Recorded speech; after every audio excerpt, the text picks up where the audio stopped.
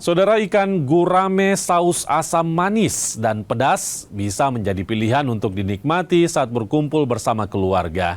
Tidak hanya itu, hidangan spesial ini juga pas dinikmati untuk acara besar.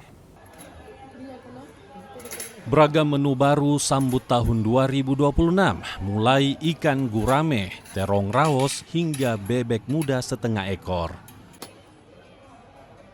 Dari ketiga menu, ikan gurame menjadi primadona.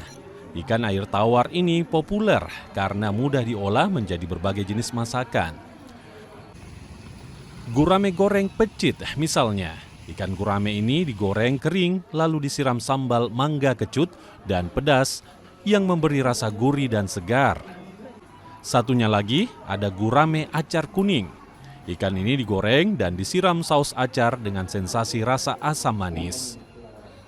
Jadi kita selain menu-menu yang sudah ada, kita kebetulan ada menu baru namanya gurame acar kuning, terong raos sama bebek muda setengah ekor.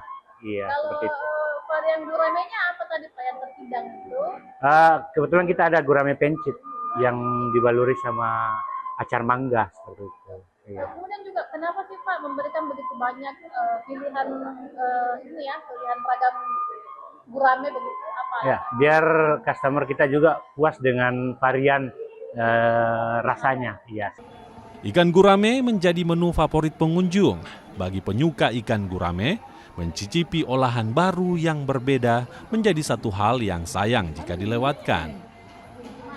Tadi coba gurame acar kuning, terong raos dan bebek muda setengah ekor.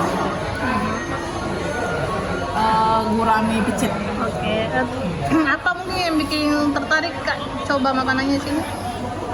Rasanya enak. Kalau yang gurame acar kuning rasanya asam-asam segar seperti itu. Satu porsi ikan gurame dibanderol Rp83.000 dan sudah dapat dinikmati untuk 3 orang.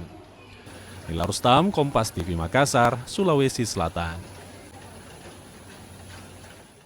Legenda futsal dunia asal Brasil, Alessandro Rosa Vieira atau yang dikenal Falcao untuk pertama kalinya menginjakkan kaki ke Indonesia. Simak informasi lengkapnya hanya di Kompas Pagi sesaat lagi.